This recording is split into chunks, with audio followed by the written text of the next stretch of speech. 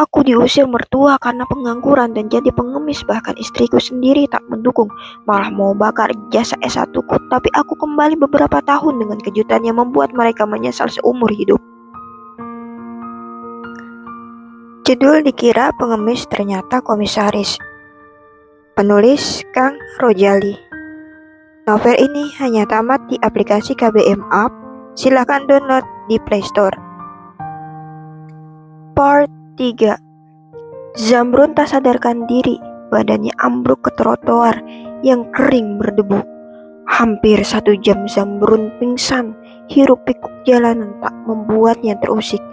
Angin kencang terus berhembus, menerpa wajahnya yang penuh debu. Begitu sadar, dia sangat kaget melihat topi yang tadi dipakai berada di depan sudah penuh dengan uang recehan. Wah, banyak sekali uangnya. Dari mana ini? Zamrun langsung mengambil topi yang sudah penuh dengan uang itu. Dia berjalan sempoyongan dengan merasakan perut perih mencari warung nasi. Lelaki dengan sorot mata sayu itu pun mencoba bertanya kepada seorang bapak tua. Akhirnya Zamrun menemukan sebuah warung nasi yang cukup ramai. Setelah berjalan cukup jauh, bau harum masakan membuat air liurnya memenuhi mulutnya.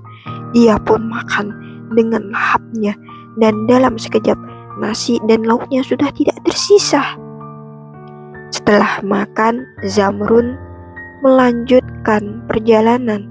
Saat sedang berjalan di trotoar, tiba-tiba ada yang berlari sambil terdengar suara teriakan. "Copet! Copet!" Bruk, terdengar suara tubukan. Aduh, Zamrun meringis kesakitan. Zamrun terpelanting dan jatuh tertabrak orang yang berlari tadi, sedangkan orang yang menubuknya bangkit lagi dan terus berlari dikejar oleh 2 orang laki-laki berperawakan tinggi kurus dan seorang lagi pendek dan gendut. Zamrun masih tergeletak di trotoar, kemudian mencoba bangkit. Tampak lutut dan sikutnya berdarah. Tak ada seorang pun yang peduli dengannya. Zamrun pun duduk di pinggir trotoar sambil menahan rasa sakit dan perih di lutut dan juga sikutnya akibat benturan keras dengan jalanan keras. Tampak darah mengucur membasahi celananya yang sedikit robek. Aduh, terdengar dia mengaduh berulang kali. Saat sedang merasakan sakit yang tak tertahan, tiba-tiba Zamrun melihat sebuah benda dengan samar-samar. Ternyata benda itu adalah sebuah dompet berwarna hitam. Lelaki berkulit sawo matang itu menyambilnya, kemudian melihat isinya. Betapa terkejutnya ia.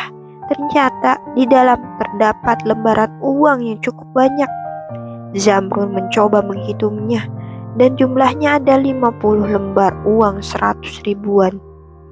Zamrun penasaran siapa pemilik dompet itu, tapi setelah diselidiki tak ada kartu keterangan apapun kecuali sebuah foto 2 bayi laki-laki kembar.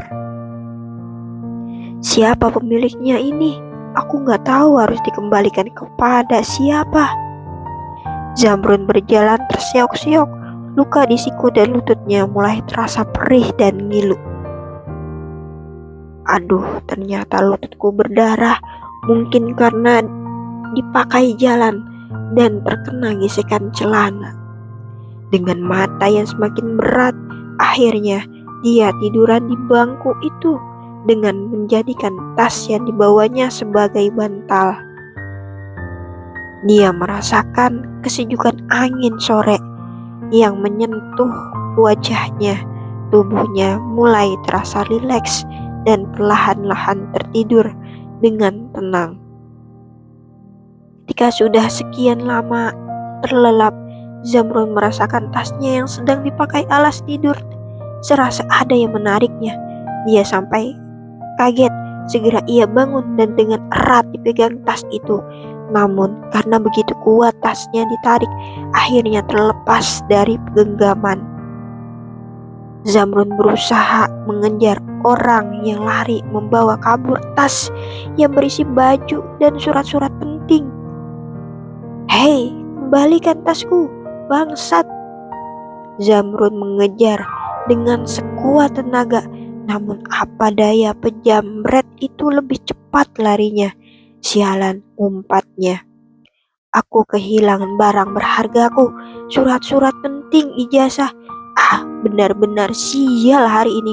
Coba tadi aku tidak tidur di trotoar," gumamnya sambil memukul pahanya.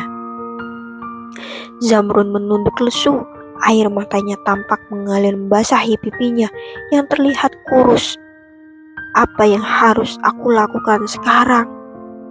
Tiba-tiba ketika Zamrun sedang melamun, datang seorang kakek-kakek tua duduk di sebelahnya, kemudian menaruh mangkuk berwarna hijau lusuh. Tampak 1-2 orang yang lewat menaruh uang receh di mangkuk si kakek. "Tidak usah sedih, ambil hikmah dari setiap kejadian. Belajarlah menikmati hidup walau dalam keadaan sulit." "Apakah kakek tahu apa yang terjadi dengan saya, kek?" Hehe, si kakek malah terkekeh. Kemudian berkata lagi, "Setiap manusia pasti memiliki masalah, baik berat atau ringan, besar atau kecil. Itu adalah ujian yang maha kuasa. Kita sebagai manusia dituntut untuk bersabar dan berusaha keluar dari masalah itu." "Iya betul, kek. Saya harus keluar dari masalah ini bagaimanapun caranya dan tidak boleh mengeluh." "Ya sudah, sekarang sementara ikut dengan Abah sebelum kamu mendapat jalan keluar. Panggil aja Abah, jangan kakek." "Ikut kemana, kek?" Abah," tanya Zamrun bingung. "Ikut di sini. Mudah-mudahan ada orang yang masih punya belas kasihan." "Tapi aku masih sehat, masih kuat, masih bisa bekerja keras, Abah." "Untuk sementara saja, sambil menunggu waktu yang tepat. Mudah-mudahan tidak lama datang sebuah keajaiban. Siapa tahu ada yang memberimu pekerjaan." "Memang sebenarnya kamu tidak pantas seperti ini, tapi kalau terpaksa apa boleh buat. Kalau kakek ini sudah tidak ada tenaga untuk bekerja, jadi pantas dan banyak orang yang merasa kasihan." "Iya, Abah, saya sudah berusaha. Setiap saya melamar kerja, tidak ada yang mau menerima. Padahal saya masih muda, masih kuat. Bagaimana, Bah, caranya supaya bisa diterima kerja? Harus bersabar aja. Jangan putus asa, terus berdoa dengan sungguh-sungguh yang maha kuasa." "Iya, terima kasih Abah atas wejangannya. Apakah dulu Abah bekerja?" tanya Zamrun menatap Abah Karta. "Ya kerja sampai bisa punya rumah, punya kendaraan. Itu dulu sewaktu masih muda. Sekarang Abah sudah tidak punya apa-apa dan tidak punya siapa-siapa lagi. Jadi Abah terpaksa minta-minta di jalanan. Karena hanya ini yang bisa dilakukan." "Kalau anak-anak Abah kemana?" "Anak pertama Abah sudah meninggal kecelakaan bersama ibunya ketika mengantar kondangan, ditabrak truk dari belakang." "Innalillahi, tragis sekali, Abah." "Anak kedua Abah dibawa suaminya, entah di mana sekarang. Jika ibunya meninggal juga tidak diberitahu." "Apa dia nggak ada datang ke rumah?" "Enggak, rumahnya sudah dijual buat ngontrak rumah dan makan sehari-hari. Akhirnya habis. Jadi sekarang begini nasib Abah." Ternyata hidup ini keras, apalagi zaman sekarang ya, Bah." "Abah tinggal di mana sekarang?" Abah tinggal di kontrakan kecil, gak jauh dari sini. Ada perkampungan padat penduduk. Mungkin sudah takdirnya di hari tua hanya tinggal seorang diri. Setelah si kakek tua pulang, Zamrung berjalan mencari tempat untuk tidur. Tak lama sampailah dia di alun-alun kota. Di sana banyak bangku-bangku yang bisa dijadikan tempat tidur.